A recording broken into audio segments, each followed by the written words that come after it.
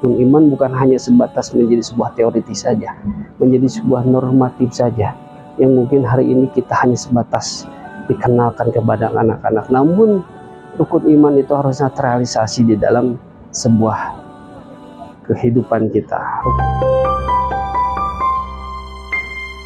Habim TV, mencerdaskan umat. Bismillahirrahmanirrahim. Assalamualaikum warahmatullahi wabarakatuh. Innal hamdalillah nahmadu wa nasta'inuhu wa nastaghfiruh wa na'udzu billahi min syururi anfusina wa min sayyiati a'malina may yahdihillahu fala mudhillalah wa may yudhlil fala hadiyalah. Asyhadu an la ilaha illallah wahdahu la syarikalah, asyhadu anna Muhammadan abduhu wa rasuluhu alladzi la nabiyya ba'dah. Allahumma shalli ala sayyidina Muhammadin wa ala alihi wa sahbihi ajmain. Sahabat Habim TV yang dirahmati Allah Subhanahu wa taala, bertemu kembali di dalam channel Habim TV, tayangan yang insya Allah mencerdaskan umat. Sahabat Habim TV yang dirahmati Allah Subhanahu wa taala, ada sebuah perkataan dari para ulama, dari Hasan Al-Basri. Beliau mengatakan, laisal imana bitamani wala bitajali walakin ma wikra fi qalbi wa sadaqahul amal. Bahwa bukan dikatakan beriman atau dikatakan iman atau percaya dan yakin hanya sebatas tamani di dalam angan-angan saja, namun yang disebut dengan iman itu dibenarkan di dalam hati dan terrealisasi dalam sebuah perbuatan. Dan ini pun seiring dengan definisi para ulama. Menurut para ulama, definisi iman yaitu tasdiqu bil qalbi, iqraru bil lisan, amalan bil arkan, yaitu dibenarkan di dalam hati, diucapkan oleh lisan, dan dilakukan oleh amal perbuatan. Sahabat Habim TV yang dirahmati Allah Subhanahu wa taala, pun demikian dengan konsep rukun iman, yang artinya rukun iman bukan hanya sebatas menjadi sebuah teoritis saja, menjadi sebuah normatif saja, yang mungkin hari ini kita hanya sebatas dikenalkan kepada anak-anak. Namun rukun iman itu harusnya terrealisasi di dalam sebuah kehidupan kita. Rukun iman itu harus terrealisasi di dalam sebuah keamalan-amalan kita.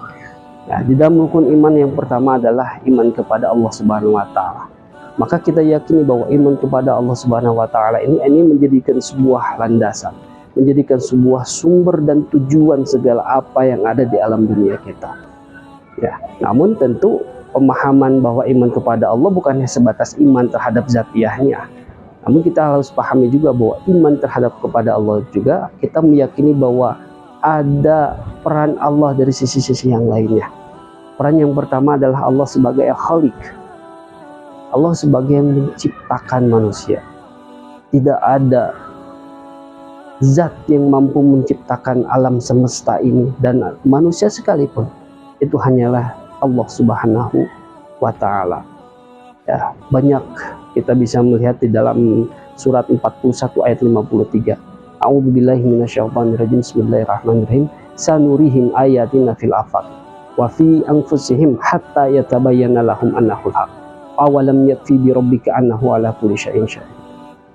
Ya, dalam ayat ini menyatakan sanurihim ayatina fil afaq, maka akan aku perlihatkan ayatina, tanda-tanda kebesaran fil afaq, dari segenap ufuk, dari segenap penjuru yang ada, wa fi anfusihim, dan terdapat di dalam penciptaanmu, terdapat di dalam diri kita sebagai pencipta. Maka dengan kita memahami Allah sebagai Al-Khaliq, ya, dan kita melihat pula bagaimana kita bertafakur, Allah menciptakan langit, bumi, Allah menciptakan segala apa yang ada di alam ini, itu berjalan sesuai dengan porosnya, mengikuti apa yang menjadi penciptaannya. Tidak sedikit pun mereka ingkar terhadap apa yang menjadi pencipta, apa yang menjadi ingkar terhadap Allah Subhanahu wa taala. Ya, termasuk bagaimana Allah menciptakan kita. Kita tidak pernah meminta kita lahir dari rahim siapa. Kita tidak pernah meminta kita lahir dari keluarga siapa. Itulah bentuk bagaimana manusia yang diciptakan itu melahirkan sebuah kedhaifan, kelemahan yang hanya tergantung kepada Allah Subhanahu wa taala saja. Maka dengan keyakinan ini tidak cukup hanya sebatas meyakini Allah sebagai Khaliq saja. Harusnya di dalam berdampak di dalam kehidupan. Apa yang harus berdampak di dalam kehidupan? Yang pertama adalah lahirnya sebuah kesadaran bahwa manusia adalah makhluk yang diciptakan oleh Allah Subhanahu wa taala. Yang tentu ketika diciptakan itu tidak lain dan tidak bukan mempunyai tujuan dan tanggung jawab mereka diciptakan. Pun demikian dengan alam semesta ini, yang Allah ciptakan mereka berjalan sesuai dengan porosnya. Mereka sesuai dengan apa yang menjadi titah perintah dari Allah Subhanahu wa Ta'ala. Termasuk manusia diciptakan dalam rangka satu, wa ma khalaqtul jinna wal insa illa liya'budun. Dan tidaklah aku diciptakan dalam rangka beribadah menyembah kepada Allah Subhanahu wa Ta'ala. Namun faktanya hari ini masih banyak orang-orang yang tidak sadar tentang status kemakhlukannya. Orang-orang yang tidak sadar tentang bahwa dirinya adalah makhluk, dirinya adalah yang dhaif, yang lemah, yang di dalam setiap kehidupannya adalah memerlukan adanya peran Allah di dalam setiap kehidupannya.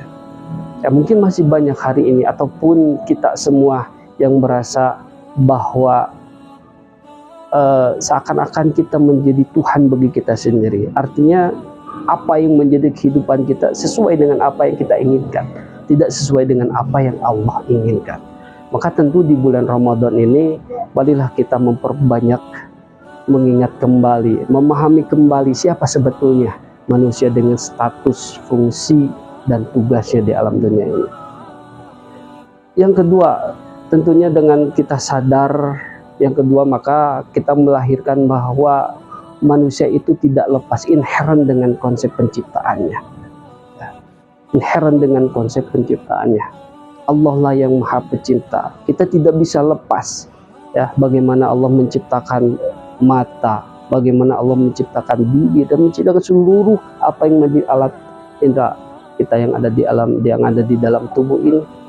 Itu bukti bahwa kita terhubung dengan apa? Dengan penciptaan Allah Subhanahu wa Ta'ala. Maka mau apa lagi? Maka apa yang harus kita lakukan? Ya, dengan kita memahami, sadar dengan status dirinya, harusnya kita menjadi manusia yang senantiasa tunduk, taat, dan patuh terhadap perintah-perintah Allah, terhadap apa yang menjadi tugas dan tanggung jawabnya di alam dunia. Semoga bermanfaat. Nastaghfirullahu li wa lakum billahi fisabilil haq. Assalamualaikum warahmatullahi wabarakatuh. Habim TV, mencerdaskan umat.